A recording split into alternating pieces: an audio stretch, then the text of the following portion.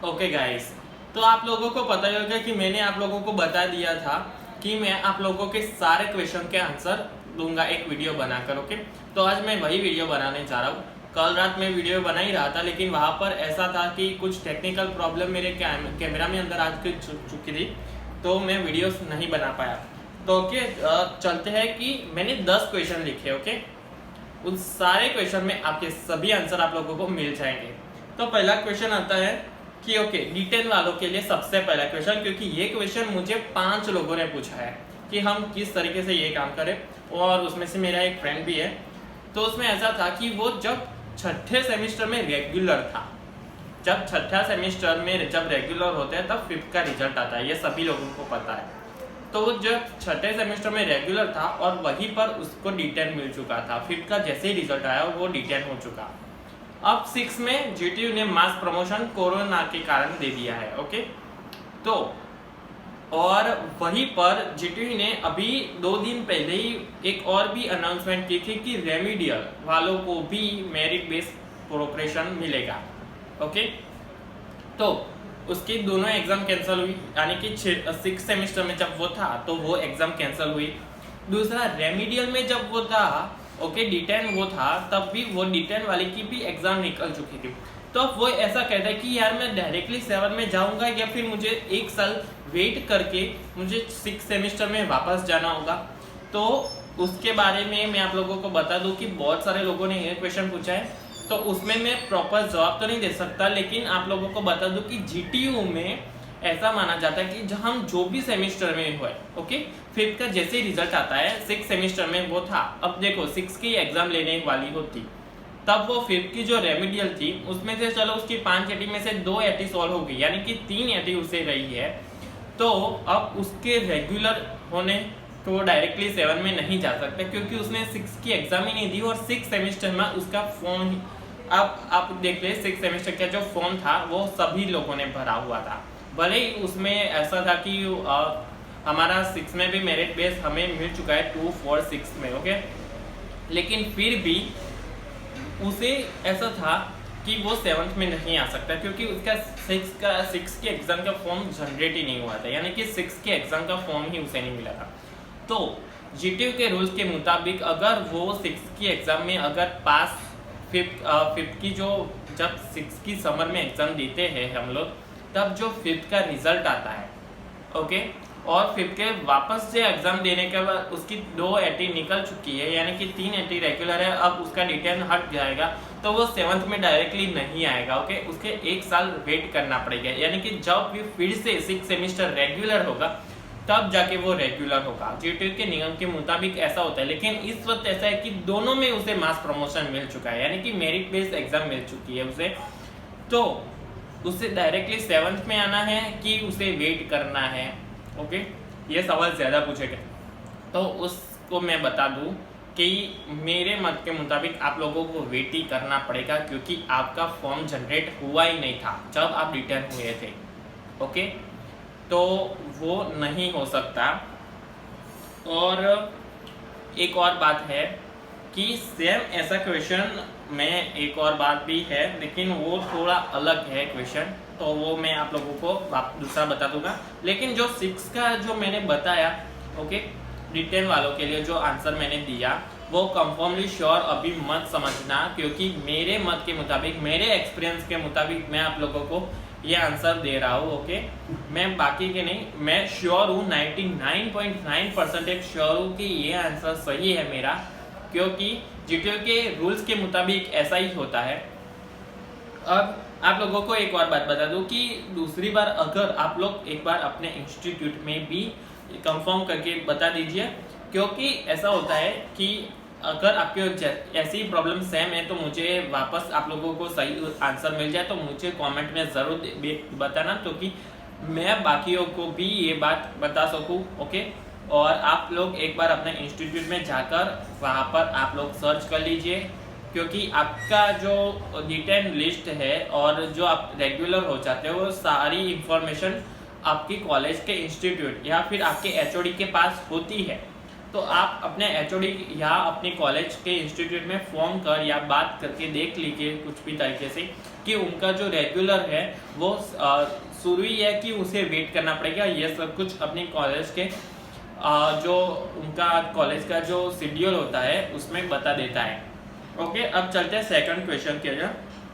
Second question में ऐसा है कि फर्स्ट सेम में उसकी ब्लॉक है और वो सेकंड सेमिस्टर में है, तो उसे मेरिट बेस्ड रिजल्ट कैसे होगा। तो मैं आप लोगों को बता दूं कि मैं एक और भी वीडियो बनाऊंगा जिसमें आप लोगों को मेरिट बेस्ड रिजल्ट किस तरीके से आएगा उसे मैं बता दूंगा, लेकिन फिर भी मैं इसका आंसर दे देता हूं कि उसके 50% इंटरनल मार्क्स काउंट हो गए। मेरिट बेस में ऐसा होता है कि 50% इंटरनल मार्क्स और 50% प्रीवियस सेमेस्टर के मार्क्स। ओके, तो आपने फर्स्ट में ब्लॉक तो आपकी आई थी, लेकिन उसकी SPI भी आए होंगे। ओके, और इंटरनल मार्क्स आप जब सेकंड सेमेस्टर में थे तो इंटरनल मार्क्स भी आपके मिलेंगे। तो इन दोनों के 50-50% करके आपका जो सेकंड का रिजल्ट है वो आएगा। ओके, आपको मेरिट बेस मिलेगा, लेकिन अगर आपकी फर्स्ट में ब्लॉक ज़्यादा होगी तो आपका मेरिट बहुत ही लो हो जाएगा। और मैं इतना पक्का नहीं कह सकता क्योंकि आपने अपने जो ब्लॉक कितने हैं वो भी आपने नहीं दिए थे मुझे। आपने सिर्फ इतना ही कहा था कि मुझे इतने ब्लॉक है, कितनी ब्लॉक थी ये नहीं बताया था।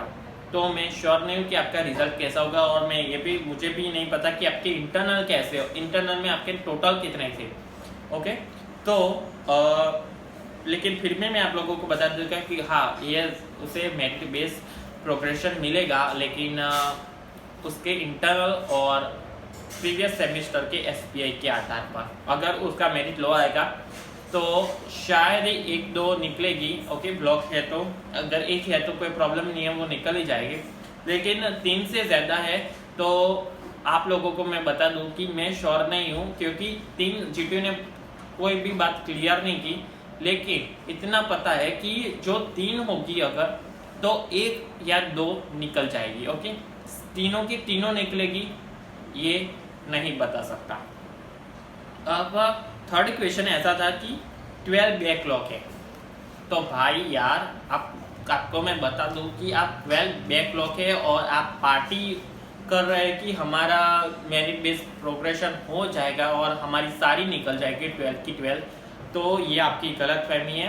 क्योंकि 12 मैंने पहले ही कहा था कि उस लड़के की 3 भी थी, लेकिन फिर भी उसकी तीनों की तीनों नहीं निकलेगी, क्योंकि उसके इंटरनल मार्क्स और उसके प्रीवियस सेमेस्टर के जो मार्क्स है वो काउंट नहीं हो गए।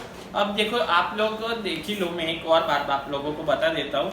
देखिए, अगर 12 एक सेमेस्टर में 6 सब्जेक्ट आते हैं, ओके, तो 12 ओके, तो वो 2 सेमेस्टर को इकट्ठा कर देती है। ओके, वो 2 सेमेस्टर रोक देती है। 12 आपकी बैकलॉग है तो ओके, तो उसमें सारी नहीं निकलेगी। आपका जो SPI होगा वो ऑलरेडी डाउन हो जाएगा, और आपके इंटरनल भी मार्क्स आप लोगों को, अगर आपकी कॉलेज अच्छी है तो अच्छे इंटरनल मार्क्स मिलेंगे, लेकिन इंटरनल मार्क्स से भी कोई ज़्यादा फर्क नहीं पड़ता। ओके, आप पास तो हो जाओगे इंटरनल मार्क्स पे, लेकिन टोटल आपका कम आएगा, क्योंकि इंटरनल मार्क्स 100% नहीं 50% काउंट होते हैं। ओके, तो 12 निकलना मुश्किल है। ओके, शायद मेरे एक्सपीरियंस के मुताबिक 5 या 6 निकल जाएंगे। ओके, ज़्यादा से ज़्यादा निकलेगी तो अच्छा है, लेकिन 5 और 6 तक निकल जाएगी।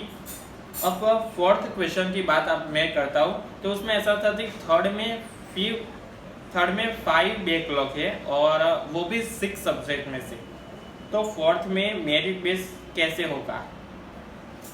तो भाई तेरा बहुत मुश्किल है, क्योंकि जो 6 सब्जेक्ट का SPI आएगा, ओके, देखो आप फोर्थ में रेगुलर हो, फोर्थ में आपको मेरिट बेस्ड प्रोग्रेशन मिलेगा, लेकिन फोर्थ में आपके इंटरनल मार्क्स के 50% और आपकी जो थर्ड में है, थर्ड में कितने 6 सब्जेक्ट आते हैं, उसमें से आप 5 लेकर आए हो बैकलॉग। ओके, तो आपके SPI ऑलरेडी एक ही सब्जेक्ट के, जिस सब्जेक्ट में आप पास हुए उसी सब्जेक्ट के SPI आएंगे, बाकी के सब्जेक्ट के आपके SPI नहीं आएंगे, तो आपके SPI ज़्यादा से ज़्यादा 1 या 2 पॉइंट होगी, उससे ज़्यादा नहीं होगे। ओके, तो वो तो उसकी क्रेडिट पर आधार करता है, जितने अगर सब्जेक्ट की क्रेडिट 6% होगी और उसी में आप पास हो जाएंगे तो 2 या 3 हो सकते हैं, लेकिन फिर भी मैं कह रहा हूँ कि उससे आप लोग अपनी पांचों की पांचों ब्लॉक निकल जाएगी, उसकी ऐसा मत रखिए यार 3 या 4 निकल जाएगी, उससे ज़्यादा मुझे नहीं लगता कि आपकी सारे की सारी निकल जाएगी।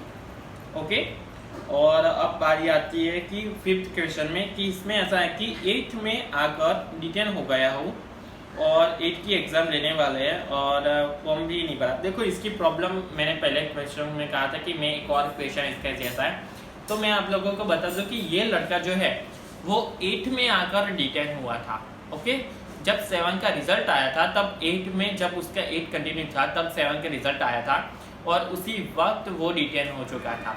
ओके, तो भाई आप कंटिन्यू कैसे कर सकते हैं? आप 8 की एग्ज़ाम दे ही नहीं सकते, क्योंकि 8 की एग्ज़ाम अब कल देने ही वाले हैं। आपका 8 का फॉर्म ही आया नहीं होगा। अगर आप डिटेन हो गए तो 8 का फॉर्म ही नहीं आएगा, तो कैसे करेंगे?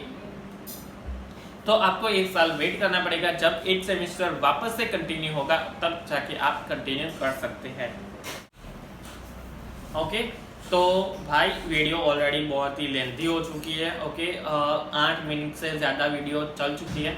मुझे पता है आप लोग 8 मिनट से ज़्यादा नहीं देखेंगे, तो मैंने इसीलिए 2 पार्ट में इस वीडियो को कर दिया है, 5-5 क्वेश्चन के आधारित। तो यार पार्ट 2 जो है वो आज शाम को रिलीज़ हो जाएगा और पार्ट 1 इसी वक्त रिलीज़ हो ही रहा है। ओके, आप लोग देख ही रहे हैं पार्ट 1 को, तो पार्ट 2 जो है वो आज शाम को रिलीज़ होगा। और प्लीज़ यार सब्सक्राइब कर दीजिए इस चैनल को। ओके, और मैं फिर भी कह रहा हूँ कि अगर आप लोगों की कोई प्रॉब्लम है तो कमेंट सेक्शन में कमेंट कर दीजिए। ओके, और जो मेरा पार्ट 2 होगा वो मैं आज शाम को ज़रूर रिलीज़ कर दूंगा। ओके, उसके भी क्वेश्चन मैंने बना लिए हैं और वो भी सारे क्वेश्चन, वो उसमें भी 5 क्वेश्चन है और इस वीडियो में भी 5 क्वेश्चन थे। अगर मैंने सारे क्वेश्चन आप लोगों को एक बार कर दिए हैं। ओके, आपके जो भी क्वेश्चन हो गए वो इसी 10 क्वेश्चन में से निकल जाएंगे। आपकी जो भी प्रॉब्लम है, अगर कुछ रह चुकी है मेरे, तो प्लीज़ वो सब्सक्राइब कर देना ताकि मैं उसके बारे में भी एक और वीडियो बना दूँ। तो वहीं पर यहाँ पे वीडियो हम खत्म कर देते हैं। जय हिंद, जय भारत।